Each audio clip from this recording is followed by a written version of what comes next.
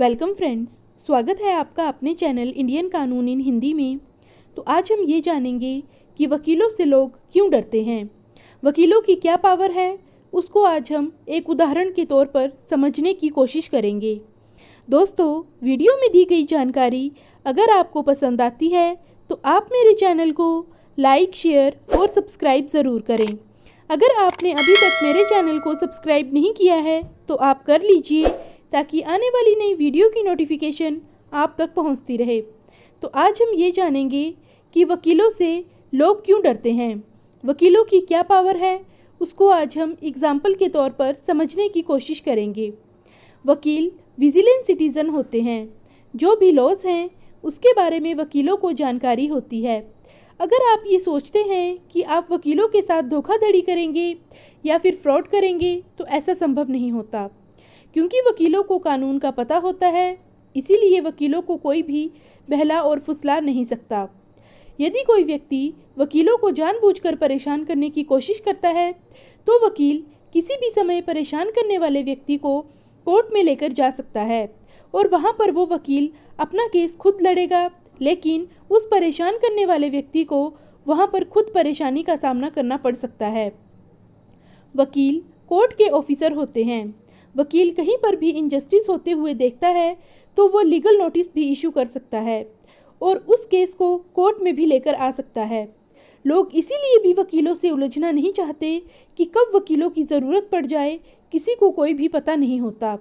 इसमें हम उदाहरण के तौर पर समझने की कोशिश करेंगे कि वकीलों की क्या पावर है। फॉर एग्जाम्पल, दिल्ली में एक एसडीएम ने एक वकील का चालान काटा। वकील कार में अकेला था और बिना मास्क के जा रहा था। तो वकील ने एसडीएम से ये पूछा कि कौन सा ऐसा लॉ है जो ये कहता है कि अकेले व्यक्ति का बिना मास्क लगाए चालान काटा जाएगा, और ऐसा कोई लॉ भी नहीं पाया गया।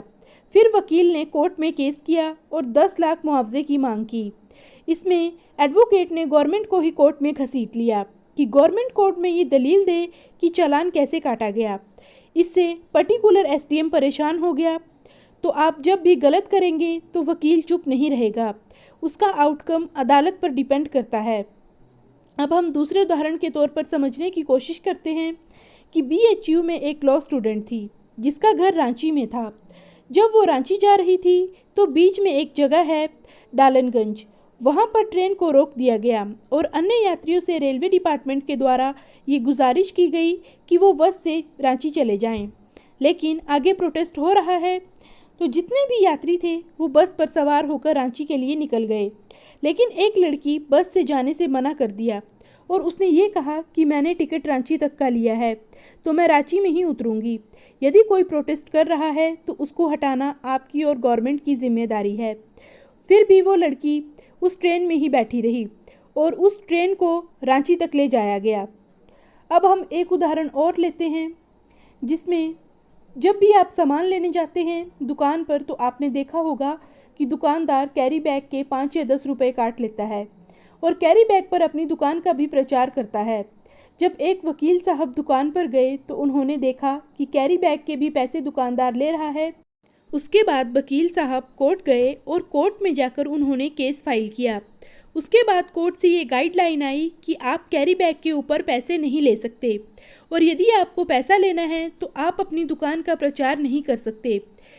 इससे हमें ये समझ में आता है कि जिसको लॉ की जानकारी है वो सोसाइटी में पॉजिटिव चेंज ला सकता है। यही कारण है कि लोग वकीलों से डरते हैं। तो आई होप दोस्तों आप ये समझ गए होंगे कि वकीलों की क्या पावर है। तो ऐसे ही लॉ से रिलेटेड जानकारियाँ पाने के लिए आप मेरे चैनल को लाइक, शेयर और सब्सक्राइब ज़रूर करें। वीडियो में लास्ट तक जुड़े रहने के लिए आप सभी लोगों का धन्यवाद।